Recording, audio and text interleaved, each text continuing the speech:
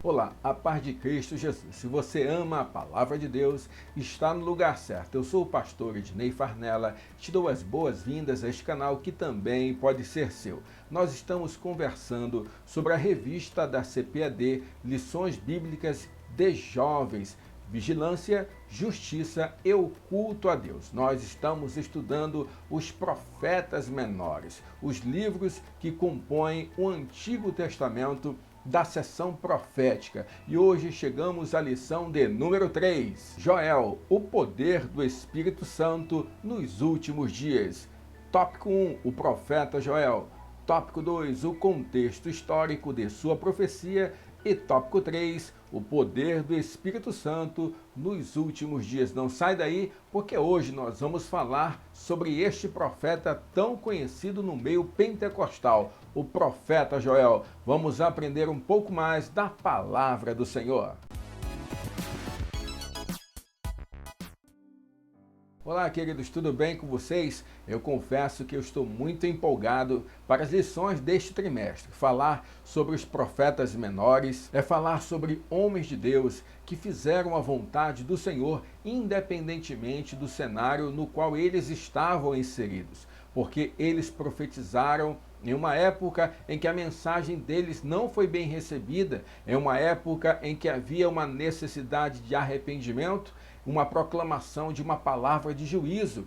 Nem todos estariam dispostos a entregar essa mensagem, mas esses homens de Deus se colocaram como instrumentos do Senhor para a sua geração. E eu tenho certeza que eles têm muito a ensinar a cada um de nós. O texto do dia de hoje está em Joel, capítulo 2, versículo de número 28. E há de ser que depois derramarei o meu espírito sobre toda a carne, e vossos filhos e vossas filhas profetizarão, os vossos velhos terão sonhos e os vossos jovens terão visões. A síntese da lição de hoje é, mesmo em um contexto de desastre natural e apatia religiosa, Joel profetizou o derramar do Espírito Santo sobre toda a carne. O texto bíblico da lição de hoje está em Joel, capítulo de número 2, versículos do 28 até o 32. E há de ser que depois derramarei do meu espírito sobre toda a carne, e vossos filhos e vossas filhas profetizarão,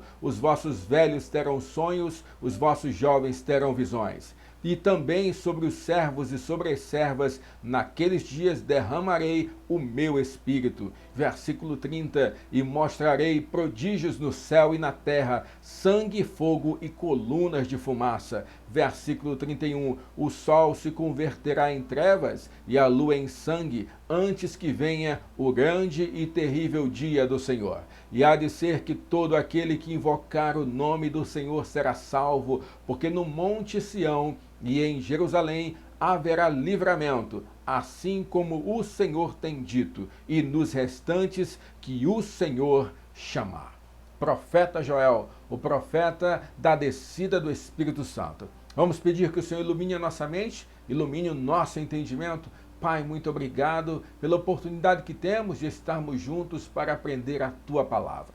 Abra o nosso entendimento, Senhor. Fala ao nosso coração.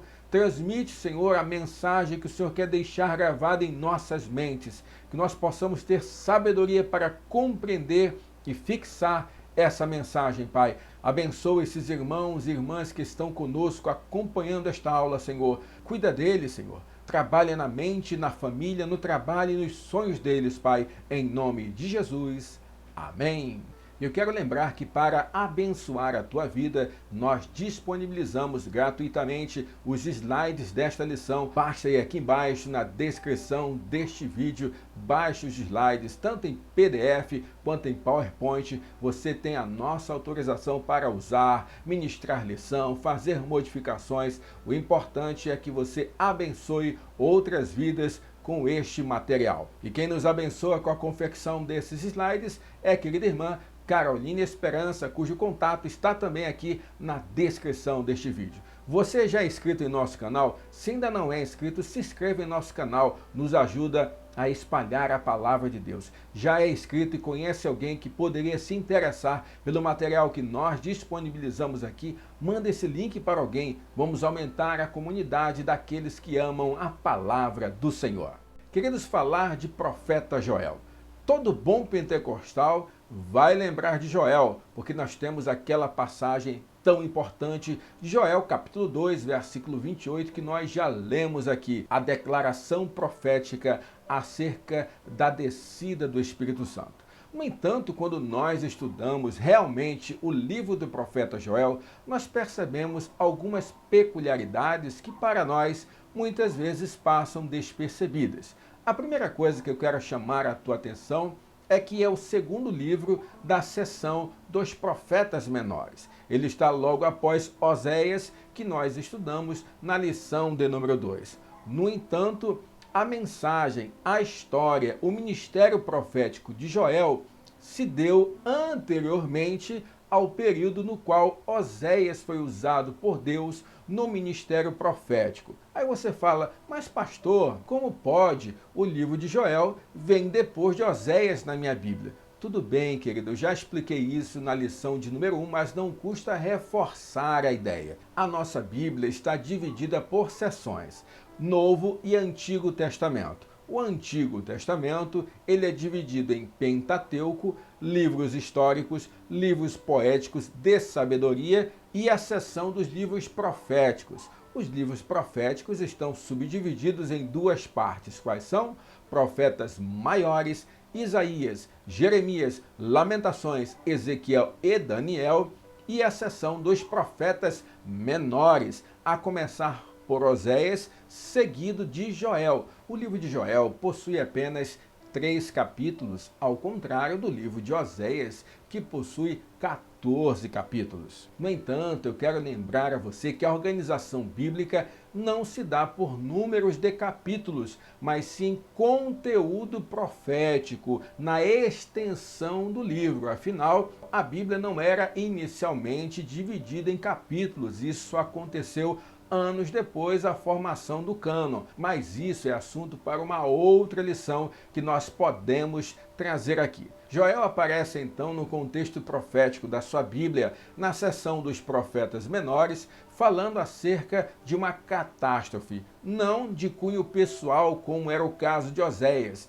Aqui, Joel fala de uma catástrofe de nível nacional, uma grande praga de gafanhotos que abateu sobre o reino de Judá.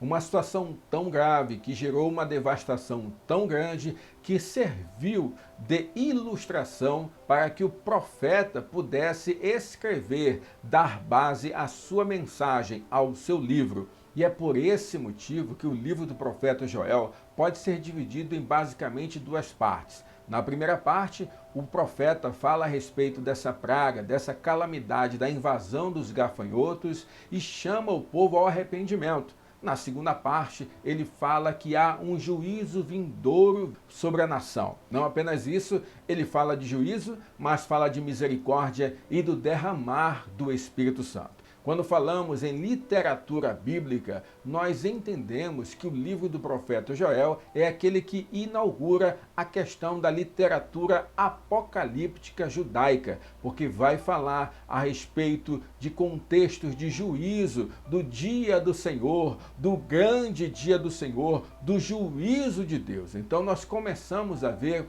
esse tipo de entendimento nessa época por meio do profeta Joel. Então vamos lá. Tópico de número 1, o profeta Joel. Seu nome, Joel, no hebraico, Yoel, significa Yahvé é Deus, ou o Senhor é Deus. Cada nome bíblico tem um significado. E na cultura hebraica, na cultura do povo hebreu, cada pessoa tinha um nome que correspondia a uma característica sua. E perceba que Joel surge do nada na literatura bíblica. Não é falado na Bíblia a sua origem, não é falado na Bíblia qual a sua profissão, qual o seu exercício, o que ele fazia. A sua literatura, o seu livro traz apenas 3 capítulos. No entanto, nós percebemos o cenário do qual Joel profetiza.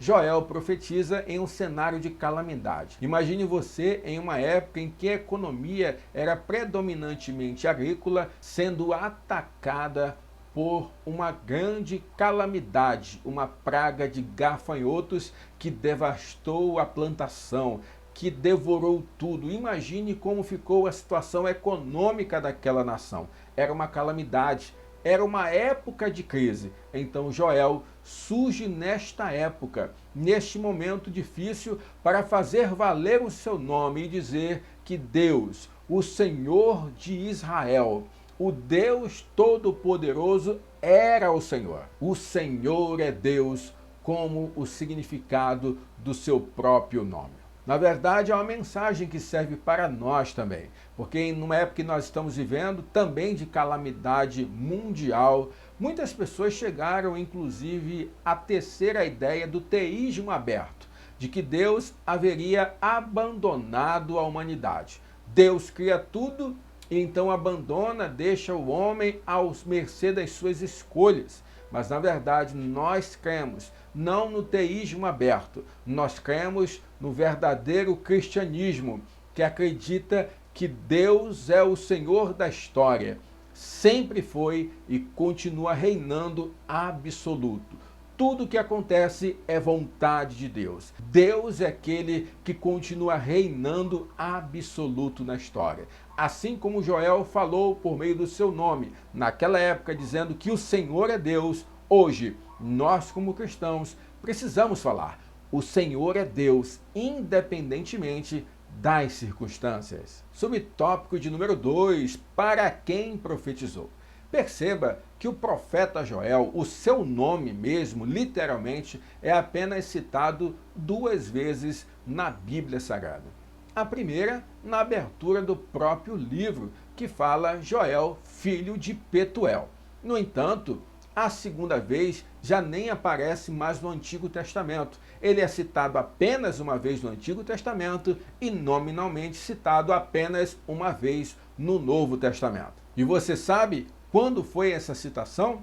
Aos pentecostais é muito clara essa lembrança, porque foi justamente após a grande manifestação da descida do Espírito Santo lá no dia de Pentecostes, na igreja primitiva. E após aquela manifestação tão bela, em que o Espírito Santo tomou as pessoas e as pessoas começaram a falar em outras línguas, e isso está registrado no livro de Atos, no capítulo 2. Pedro então faz um discurso para as pessoas que estão ali, porque as pessoas estavam achando que os homens e mulheres que haviam recebido o Espírito Santo, na verdade, estariam embriagados. Eles não estavam entendendo o que estava acontecendo ali no evento registrado em Atos, no capítulo 2. Então Pedro relembra, cita Joel nominalmente, falando que aquilo que estava acontecendo naquele momento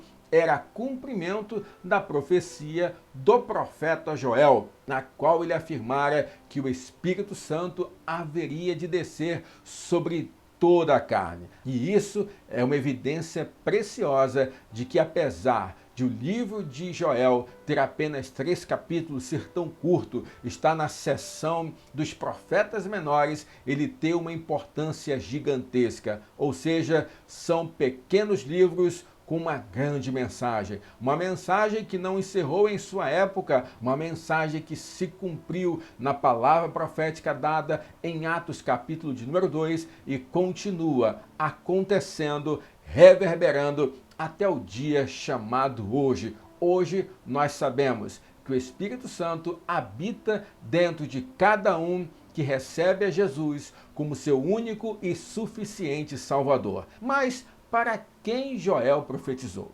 Joel era profeta do Reino do Sul. Precisamos recordar, reino unificado até Salomão. A partir de Salomão, Jeroboão e Roboão, Reino do Norte e Reino do Sul. Reino do Norte, capital Samaria. O Reino do Norte também foi chamado muitas vezes de Israel ou Efraim. E também temos o Reino do Sul, capital Jerusalém, que muitas vezes foi chamado do Reino de Judá por causa da maior tribo, da tribo de maior importância, assim como aconteceu com Efraim no Reino do Norte.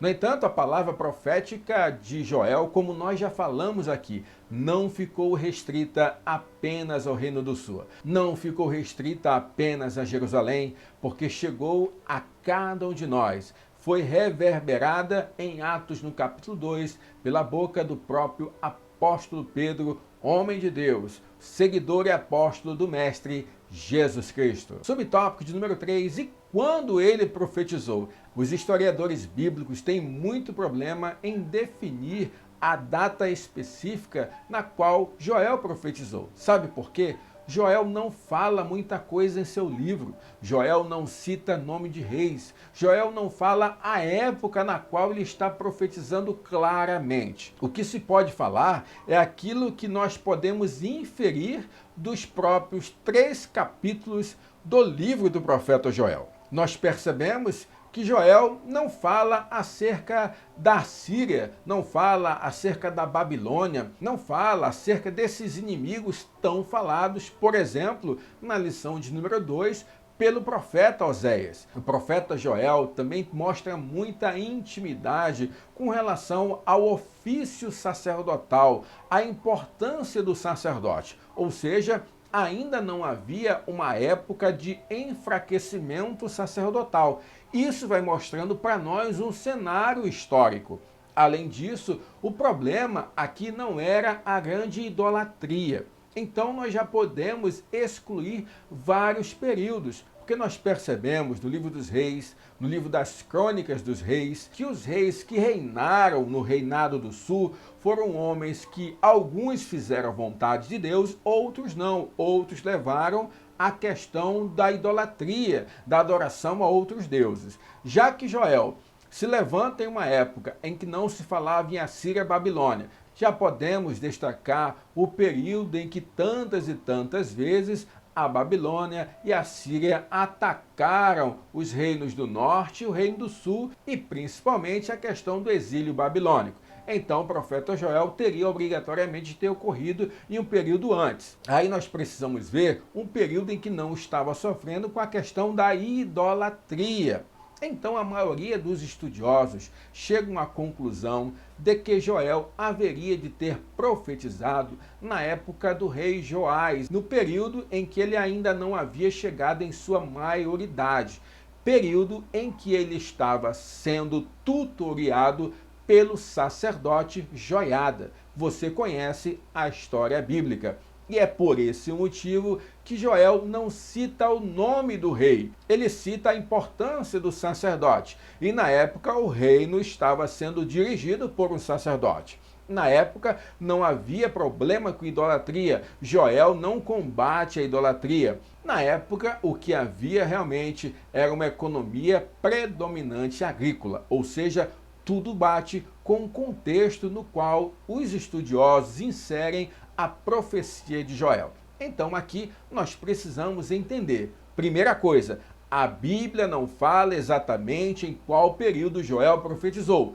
Segunda coisa, o que nós podemos dizer é aquilo que nós inferimos do contexto. Afinal, texto sem contexto é pretexto para a heresia. Uma coisa é certa, Reino do Sul. Outra coisa é que foi antes do exílio babilônico. E um fato mais importante é que a profecia de Joel não ficou restrita a Jerusalém, não ficou restrita ao reino de Judá. Ela reverberou até os nossos dias com a descida do Espírito Santo. Então vamos mais uma vez colocar o gráfico dos profetas aí para que você possa visualizar melhor. Vamos relembrar, profetas menores. Quais os profetas menores que atuaram no reino de Judá? Joel, Miqueias, Abacuque e Sofonias. Profetas menores que atuaram no reino de Israel? Amós e Oséias. Profetas menores que atuaram fora do reino de Judá, fora do reino de Israel. Nós tivemos na Síria Jonas e Naum, e em Edom Obadias. No gráfico aqui que fala da cronologia dos profetas, nós colocamos Joel após o ministério profético quase que contemporâneo no período do profeta Obadias, enquanto lá no Reino do Norte nós estávamos vivendo a época de Elias e Eliseu dois grandes profetas do Antigo Testamento. Então é importante notar essa diferenciação. Apesar de Joel vir após Oséias, o ministério profético de Joel ocorreu historicamente antes de Oséias, como você pode visualizar aqui no gráfico de cronologia dos profetas. Vai guardando isso, informação boa, aprendizado bom. Eu tenho a certeza que você, bom de Bíblia, já está sabendo de tudo isso, já está craque e vai abençoar outras pessoas também. Tópico de número 2, o contexto histórico de sua profecia. Subtópico 1, a praga dos gafanhotos. Joel começa o seu livro narrando a respeito de uma verdadeira praga de gafanhotos que estava abalando a nação. A plantação estava sendo destruída, as pessoas estavam passando fome, os animais estavam morrendo de fome, porque os gafanhotos estavam devorando absolutamente tudo. Trata-se de um evento histórico e de um texto narrativo, ou seja, neste momento não tem a pretensão de ser um texto escatológico, ou seja, trazer eventos ligados ao futuro. Neste início do texto, o profeta Joel fala de algo que estava acontecendo naquele momento ali na nação de Israel. No entanto, aquilo apenas prefigurava o que ainda haveria de vir se o povo não se arrependesse. Joel, no capítulo 1, versículo 4, ele usa a seguinte expressão: o que ficou da lagarta comeu o gafanhoto, e o que ficou do gafanhoto comeu a locusta, e o que ficou da locusta comeu o pulgão. Perceba que isso é uma poesia hebraica, não é? É um texto profético, rico em mensagem apocalíptica e também de uma literatura poética hebraica. Então nós precisamos entender o que o profeta está querendo dizer aqui. É que a praga foi tão forte que alcançou os 4 estágios do desenvolvimento do gafanhoto. Ele está falando de uma mesma praga. A lagarta representa o gafanhoto em seu estágio inicial, ao nascer, sem asas, quando apenas consegue roer. O gafanhoto representa o estágio em que começa a procriar e a multiplicar. A locusta representa o momento em que o gafanhoto já está com asas, apenas salta, mas ainda não é capaz de voar. O pulgão é o momento do estágio final, a vida adulta do gafanhoto, em que ele é capaz de voar e formar aquelas verdadeiras nuvens de gafanhoto que nós vemos quando as plantações são atingidas por essa praga. Então o que o profeta está querendo dizer é que a praga foi tão grande que foi possível identificar os 4 ciclos da vida do gafanhoto. E este problema foi ocasionado pelo descaso do reino de Judá, do reino do sul, do povo de Jerusalém com relação ao seu Deus. Eles estavam vivendo uma vida de descaso, de indiferença com o seu Senhor. Essa tragédia aconteceu, essa calamidade acometeu a nação. E no subtópico de número 2, nós vamos perceber que parece que nada aconteceu. Vamos lá? Subtópico de número 2, a indiferença de sua geração. Os compatriotas de Joel agiram com indiferença diante dessa tragédia. O profeta começou sua mensagem fazendo uma invocação solene para chamar a atenção do seu povo. Ele diz: ouvi isto, nação. Ouvi isto em Joel capítulo 1, versículo 2. É como se as pessoas estivessem adormecidas e o profeta chegasse e chacoalhasse a cada uma delas, dizendo assim: vocês não estão vendo isso que está acontecendo? Vocês não estão vendo isso que está acontecendo? É a mesma coisa hoje, querido. Nós estamos em meio a uma pandemia, nós estamos em meio a uma calamidade mundial. E muitas pessoas ainda não se tocaram que nós estamos sob juízo de Deus. Deus está exercendo o seu juízo para com a humanidade.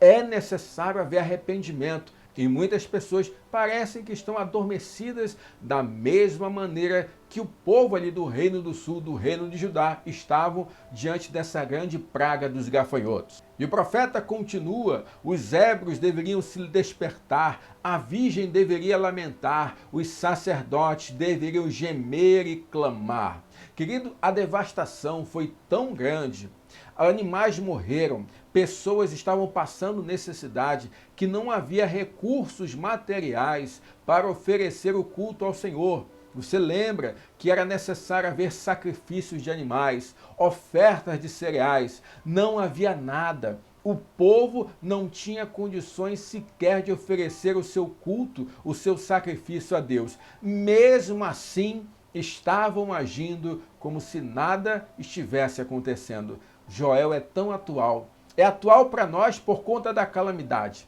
É atual para nós por conta da indiferença e é atual para nós por conta da profecia do Espírito Santo. Então, se você tiver oportunidade, querido, leia esses 3 capítulos de Joel. Joel é um livro curto, mas profundo. É um livro curto, mas que reverbera até os nossos dias.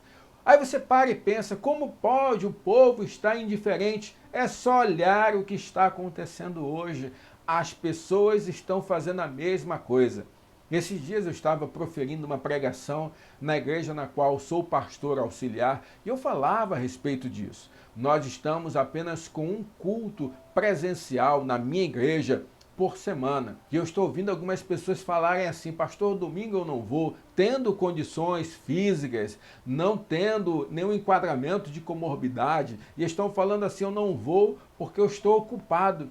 E eu paro e penso, Senhor, as pessoas não estão vendo nada. As pessoas não estão vendo que diante da calamidade, o que nós precisamos é clamar. Nós estamos tendo apenas um culto presencial por semana e não somos capazes de separar isso na nossa agenda para estarmos diante do Rei dos Reis e Senhor dos Senhores. De fato, o que aconteceu na época de Joel também está acontecendo em nossos dias. Joel se incomodou com a indiferença do povo de sua época. E ele falou, vocês não estão mudando de atitude por conta dessa tragédia.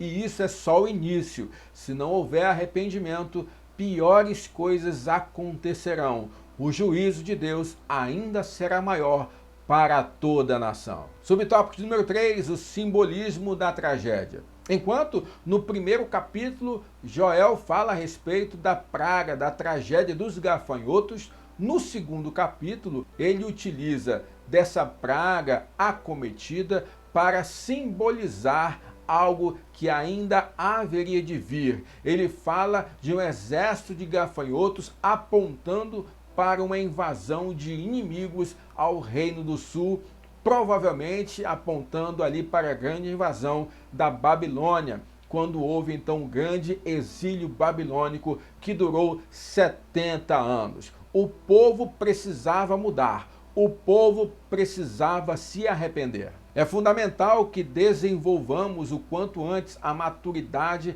para entendermos o que Deus deseja de nós diante das situações que estamos vivendo. Querido, quantas vezes nós passamos por situações difíceis porque nós precisamos aprender algo, nós precisamos evoluir espiritualmente, nós precisamos ganhar maturidade espiritual. E enquanto nós não conseguirmos enxergar isso, nós vamos passar por situações difíceis. Nós precisamos, queridos, apegar a Deus, nós precisamos confiar no Senhor, confiar a Ele as nossas decisões, confiar a Ele a nossa vida, não estarmos adormecidos em meio às situações de calamidade. Precisamos clamar a Deus. O clamor, a oração, é uma questão de sobrevivência.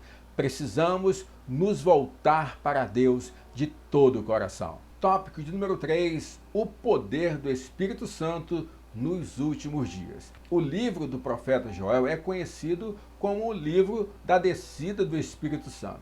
No entanto, quando você vai se debruçar sobre os 3 capítulos desse livro, você vai perceber que o que mais Joel fala não é sobre a descida do Espírito Santo. A descida do Espírito Santo ele vai falar lá em Joel 2:28, uma única vez. O que ele vai falar repetidamente é sobre arrependimento. E é por isso que no subtópico 1 fala apelo ao arrependimento. Joel conclama a nação. Joel faz um apelo, e um apelo em caráter de urgência. É necessário haver arrependimento. Vocês estão vendo essa praga de gafanhotos? Arrependam-se, voltem a cultuar ao seu Deus. Vocês não podem se contentar, se conformar. Ah, eu não tenho condições de cultuar. Tá bom assim mesmo. Querido, isso falou tanto comigo quando eu estava estudando aqui essa lição, porque hoje nós estamos vivendo isso. Ah, eu tô em meio a esse afastamento social, eu não estou tendo condições de louvar a Deus como eu gostaria, eu não estou tendo condições de ceiar na companhia dos meus irmãos, e você está se conformando com isso, você está achando que tudo bem. Não está tudo bem. Isso deveria nos levar ao choro. Isso nos deveria comover o coração. Querido, nós precisamos ansiar pela presença de Deus. Eu sei que Deus está em todos os lugares. Eu sei que nós podemos cultuar a Deus também em nossa casa. Eu sei tudo isso. Mas, querido, vida cristã não é só isso. Onde é que fica a comunhão com os meus irmãos? Ceia, ninguém ceia sozinho, querido. Quando Jesus ensinou sobre ceia, ele falou: façam isso todas as vezes que vocês se reunirem. Reunião, sabe o que quer dizer isso? Contato, presença. A ceia pressupõe a comunhão dos santos, sabe? Você estar junto na sua congregação, adorando, louvando ao Senhor. Que nós possamos ser movidos por esse amor, que nós possamos ser movidos por uma vontade de se arrepender, de buscar todo dia a presença do Senhor. Querido, Deus tem bradado aos nossos corações. Nós precisamos, assim como Joel falou, imediatamente nos voltar ao arrependimento sincero. Não como Joel falou, ei, nada de simbolismo, práticas religiosas falsas, porque Deus conhece o coração. Deus conhece o homem na intimidade. Joel faz um apelo então importante, assim como em toda a Bíblia fala, a necessidade de arrependimento é sempre urgente. A Bíblia nunca fala para o homem e a mulher se arrepender amanhã. Entregar sua vida amanhã é sempre urgente, é sempre hoje, é sempre agora. Portanto, se você ainda não tomou uma decisão definitiva na tua vida, tome hoje, querido. Por favor, em nome de Jesus, tome hoje, querida, entregue a sua vida para Jesus, se arrependa dos seus pecados. Hoje há uma necessidade de arrependimento urgente para mim e para você. E você que já tomou essa decisão, mas que tem vivido uma vida como se não tivesse ainda tomado essa decisão, vamos voltar à prática das primeiras obras? Vamos nos arrepender? Vamos ver onde nós caímos? Vamos ver aquele pecado ali que você está praticamente cultivando? Se liberte disso em nome de Jesus. Não há mais nenhuma condenação para você que está em Cristo Jesus. Você não é mais escravo do pecado. Você não é mais escravo do vício. Em nome de Jesus, você pode deixar a pornografia. Em nome de Jesus, você pode deixar o alcoolismo. Em nome de Jesus, você pode deixar esses maus costumes que estão te levando para longe de Deus.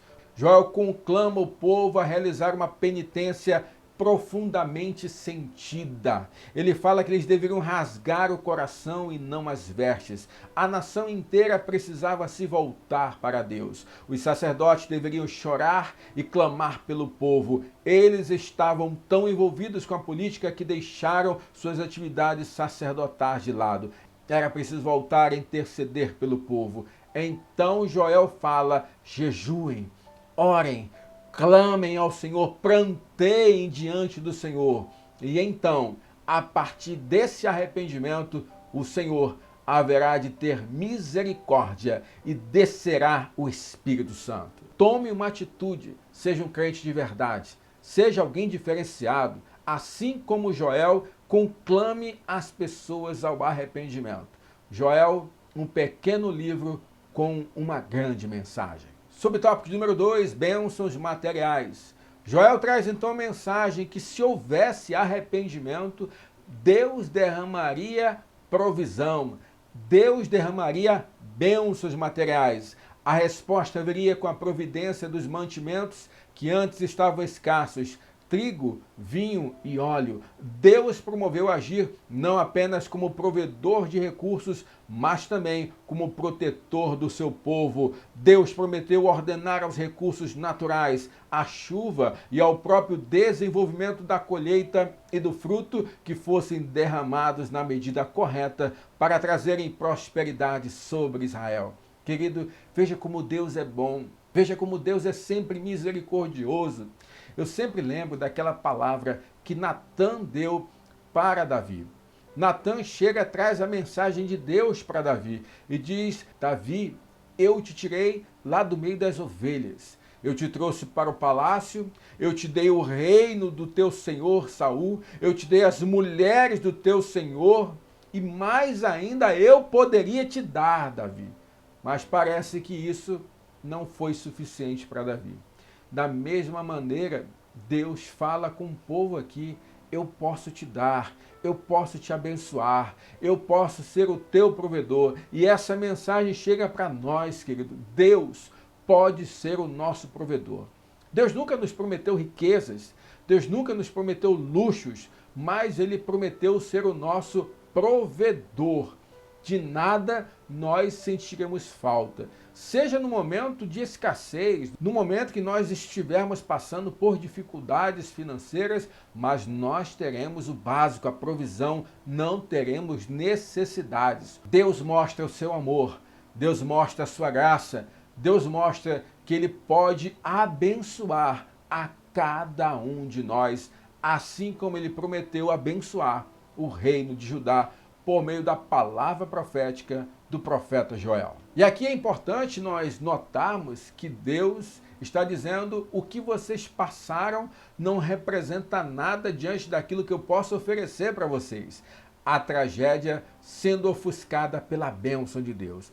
A bênção de Deus, e anote isso, a bênção de Deus sempre será maior que qualquer tragédia que você passar em tua vida. Deus pode te dar muito mais. Deus pode te abençoar sobremaneira. Deus pode te dar o que o mundo jamais pode te dar. Primeiro, a vida eterna que Ele já conquistou para nós. Segundo, a morada na pátria celestial. E pela misericórdia dEle, aqui nesta terra, a provisão, a companhia e a ajuda em tudo o que nós precisarmos. E a restauração que haveria de vir sobre o reino de Judá deveria trazer restauração também da adoração. Era Deus disciplinando o seu povo, era Deus exercendo o juízo sobre o seu povo. Deus é aquele que disciplina o seu povo. Muitas pessoas hoje têm dificuldade com disciplina, inclusive na disciplina eclesiástica que nós praticamos dentro de nossas igrejas. As pessoas não querem mais ser exortadas, as pessoas não querem mais passar por um tempo de reflexão, uma suspensão temporária de suas atividades por algum problema de pecado, por alguma situação em que elas estejam vivendo. Há pessoas que preferem viver uma vida de mentiras, há pessoas que preferem viver uma vida de vícios, há pessoas que preferem viver um relacionamento superficial com Deus. Joel estava conclamando a nação e dizendo: arrependam-se, pratiquem uma adoração verdadeira e o Senhor vai abençoar a vida de vocês. Do contrário, vocês terão um juízo ainda maior sobre a vida de vocês. Da mesma maneira, o Senhor fala conosco. Deus está nos dando a chance de nos arrepender, pois no último dia, quando o Senhor voltar para buscar a sua igreja, aqueles que ficarem nesta terra passarão pela questão do juízo e condenação eterna. O juízo eterno será horrível, porque por toda a eternidade você estará no inferno. No inferno é a ausência de Deus, você vai pedir a morte e não vai morrer. Portanto, melhor é se arrepender agora e usufruir da maravilhosa graça de Deus do que esperar pelo juízo vindouro e muito severo que o Senhor trará no grande dia do juízo final. Subtópico número 3, o Espírito Santo nos últimos dias. Mas a promessa não seria apenas de bênção material, a promessa também seria de bênção espiritual. Joel capítulo 2, versículo de número 28, diz que o Espírito Santo haveria de descer sobre toda a carne. Neste momento, Joel quebra um paradigma, primeiro da forma da atuação do Espírito Santo, porque no Antigo Testamento nós vemos que o Espírito Santo atuava de que forma? Capacitando os servos de Deus para situações específicas. Mas agora é uma quebra de paradigma, porque o Espírito Santo não apenas haveria de capacitar para uma situação específica, mas ele irá descer para habitar na vida de cada pessoa aqui desta terra. Neste momento, há também a questão da isonomia entre homens e mulheres. E isso é interessante, né? Porque enquanto se fala em direito das mulheres, que a Bíblia seria machista e coisa desse tipo, querido, não acredite nisso. Nós vemos ainda lá com Moisés, lá atrás, o direito das mulheres, o direito da herança sendo tratado de maneira clara. Nós vemos aqui em Joel dizendo que o Espírito Santo não haveria de descer apenas sobre os filhos, mas também sobre as filhas, não apenas sobre os senhores, mas também sobre os servos. Ou seja, quebra de paradigma. Agora, na era do Espírito Santo, todos seriam iguais. Não haveria homens, não haveria mulheres, não haveria senhores, não haveria servos. Na concepção de ser usados pelo Espírito Santo, de serem habitados pelo Espírito Santo, de serem habitação de Deus, todos nós somos iguais perante o Senhor. Deus é muito bom. Joel 2:28 traz a quebra de paradigma total. É uma nova era, uma era de igualdade diante do nosso Senhor e Salvador Jesus Cristo. Pedro, como nós falamos inicialmente, interpretou a passagem de Joel 2:28 como se cumprindo lá nos dias da igreja primitiva, no grande acontecimento da descida do Espírito Santo no dia de Pentecostes. Ele fala: isso que vocês estão vendo é o que Joel profetizou. Além disso, Paulo, quando escreve aos Romanos, ele fala que agora o evangelho é pregado para todos, todo aquele que se arrepender será salvo. Ou seja, mais uma vez, a questão da profecia de Joel sendo usada em outras partes da Escritura Sagrada. O Espírito Santo é a maior dádiva que Deus deu para a humanidade. O Espírito Santo que capacita para os dons espirituais. O Espírito Santo que permite que o homem frutifique no fruto do Espírito, como Paulo explicou em Gálatas no capítulo de número 5. Nós precisamos entender que a partir do momento que nós somos morada de Deus, a morada do Espírito Santo, que ele habita em nós, ele vai transformar a nossa maneira de ser, ele vai transformar as nossas atitudes, ele vai nos capacitar com os dons para a edificação da igreja e vai nos transformar e nós frutificaremos com o dom do Espírito de Deus. O Senhor é muito bom e essa profecia de Joel alcançou a cada um de nós. Queridos, eu fico muito empolgado, estou muito empolgado com essa lição, porque o livro do profeta Joel é muito profundo e a gente precisa se debruçar mesmo. Estude, leia ele, eu tenho certeza que você ainda vai aprender muita coisa boa. Vamos concluir com 3 coisas para você guardar em seu coração. Joel fez o registro histórico da praga dos gafanhotos e exortou sua geração sobre a iminência do juízo divino. A promessa da descida do Espírito Santo foi o tema-chave de sua profecia. O livro de Joel nos ensina principalmente a respeito da atualidade das ações do Espírito Santo, pois mediante uma conversão verdadeira, o Consolador será derramado de forma efusiva e sobrenatural sobre todos aqueles que se aproximam de Deus em busca da salvação.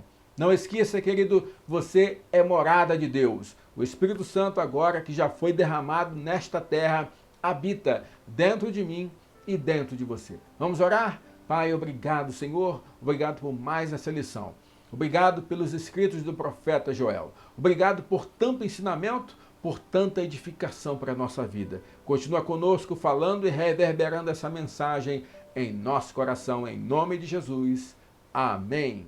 Querido, muito obrigado por você estar conosco até agora. Semana que vem tem mais. Semana que vem vamos falar sobre o profeta Amós. Eu tenho certeza que ainda vamos aprender muita coisa boa. Se foi bênção para você, deixa um comentário, manda esse link para alguém. Nos ajuda a espalhar a palavra de Deus. Que o Senhor abençoe a tua casa, a tua família, teu trabalho, os teus projetos. E não esqueça, ame a palavra de Deus.